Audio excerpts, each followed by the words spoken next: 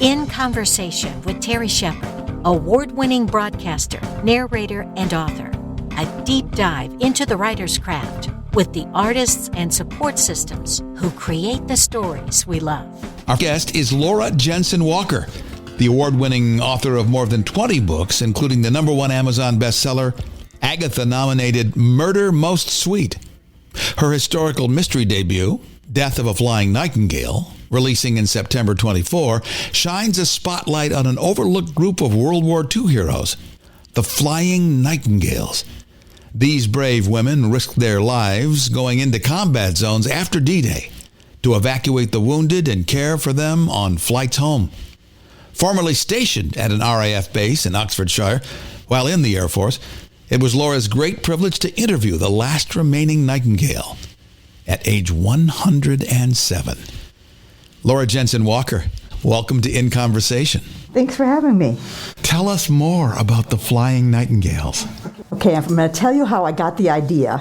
My husband and I'm an Anglophile, having lived in England. I drink tea, I don't drink coffee. Everything England I love. And we were watching an episode of Penelope Keith's Hidden Villages, which was spotlighting little villages around England. And she interviewed a woman who said, I think I'm the last living flying nightingale. And I said, what's a flying nightingale? And she said, I was 17 years old and I volunteered and I signed up. I got 6 weeks of training and then we went over after 6 days after D-Day, and we brought the wounded men home, and it was like the worst injuries you've ever seen. And they only had 6 weeks of training. They weren't official nurses. They were nursing orderlies, and they cared for these men. And I went, I've never heard of this. How come I don't know about these women? So then I started doing the research. I found they had a Facebook page, and I wanted to interview that woman. She had sadly passed already. And I thought, oh no. But then I found another woman who was still alive and living in Australia. Edith Titch Lord was her name. And I got to interview her through her daughter multiple times and ask her all these questions and to find out what it was like to live at that time on a base and to go over multiple times a day and bring these wounded men back. And they never lost a man. 2 flying nightingales did die. One was shot down by Germans. The plane was shot down. And another one, their plane crashed because they weren't allowed to wear Red Cross markings on the plane because they brought munitions and supplies over. So they were the first women to go into combat zones. And you yourself had an Air Force career? Yes. I joined right after high school because I lived in Arizona and I hated it. And I wanted to see the world. So I joined the Air Force when I was 19 and I spent the next 5 years flying a typewriter around Europe in a beautiful base in Oxfordshire, which was right by the Cotswolds. So that's where these women were based, and so I'm very familiar with that. So I just was so drawn to the story, and I thought, people need to know about these amazing women because we've never heard of them. And you're with Level Best Books, great publisher. What was it, do you think, about your story that attracted their attention?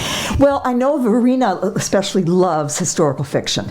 And so I actually had been trying to get a new agent. I lost my old agent. And several agents in a row told me, you know what, I'm sorry, but publishers aren't buying World War II fiction right now. And it's like, what?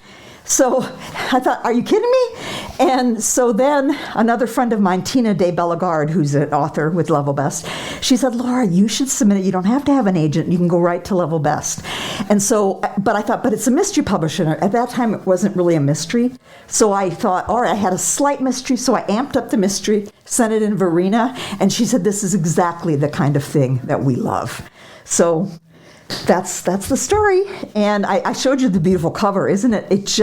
I've written over 20 books. I would say hands down it's my favorite cover. Describe it for those who can't see it. Yeah, it's a stylized cover, and it shows a flying nightingale sort of in profile with the most gorgeous drop-dead cheekbones that I would love to have. But on the base, and you see a plane coming in, you see the ambulance, you see people in the background, so you can tell you're on a flight line. It's just so vivid, and it just is like you feel like you're there, and it's just stunning. I love it. How were you able to recreate in historical fiction an authentic set of characters from that era when you didn't live it? Right. Good question. Well, I have always adored World War II, so I watched tons of World War II movies, read tons of for years I have immersed myself in that time frame, and especially England. So I felt like I really knew that well, and I created three very different characters. I have Maeve, who's from Ireland, and Ireland was neutral. So she joined, but all of her friends and family, no, we don't need to, we're neutral. But she wanted to because her fiancé had been killed. And then there was Etta, who was a streetwise girl from the slums of London. And then naive farm girl Betty. And I thought of her like the woman I had heard on that first interview saying I was only 17 years old. And I just thought, what would it be like for a naive 17-year-old farm girl? What would that, be like? So I made three very different women.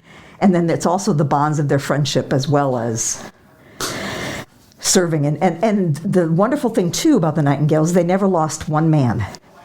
They brought over 100,000 men back from Normandy and Amsterdam, Holland, and they never lost a man on their flights. So that's pretty incredible. Laura Jensen Walker is our guest. We're talking about her forthcoming book, Death of a Flying Nightingale, which is coming out from Level Best Books in 2024. How in the world did you go have a conversation with this 107-year-old woman who was halfway around the world? Right. Well, we did it through her daughter. It was a lot of emails.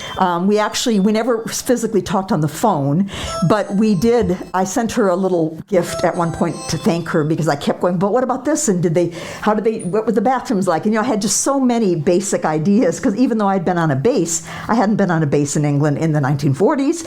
So I needed to know that. And she was just so kind and so patient with me. I sent her a little gift, and so her daughter taped her, and she said, oh, here's Mom wanted to say hi. And she goes, hello, Laura, with that lovely accent. Oh, thank you so much for your... And so I burst into tears when I saw her because I thought, oh, there she is. And afterwards, my husband said, you've got to get this. At that point, I didn't have a publisher. He said, you have to find a publisher for this book. These women need to be honored. And so thankfully I did, and I'm so grateful. I sent an early version. Before I'd made it a mystery, it was called The Nightingale Girls.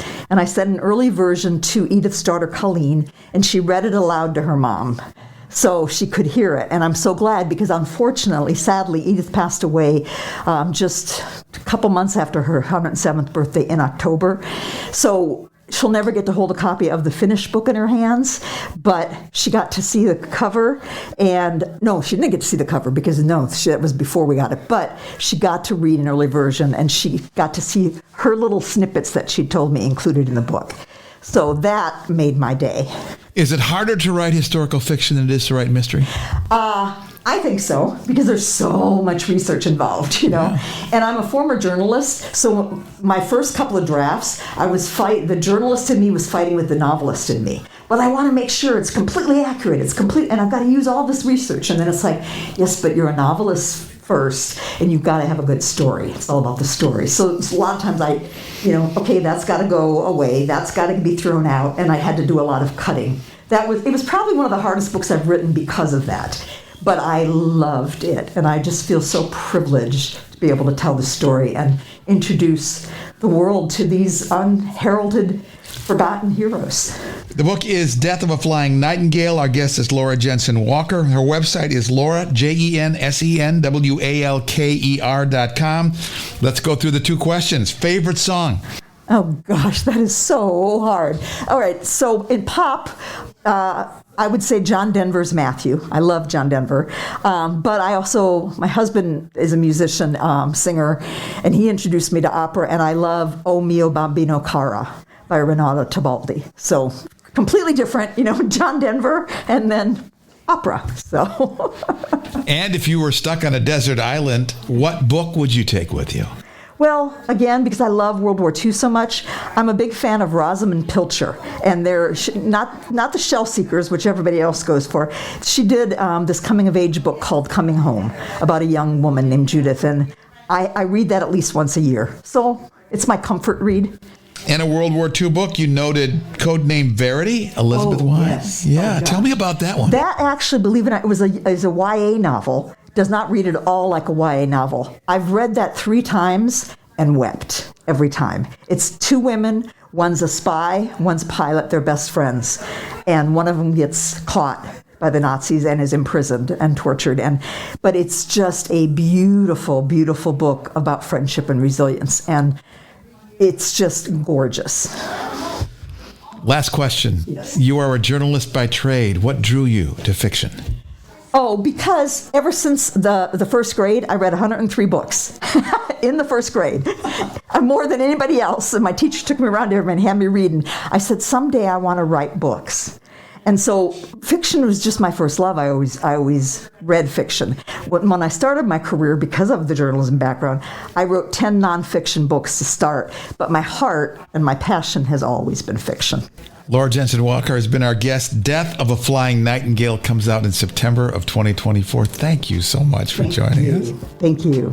In Conversation with Terry Shepard is a copyrighted presentation. All rights reserved. I'm Lisa Davis. Join Terry Shepard next time in Conversation.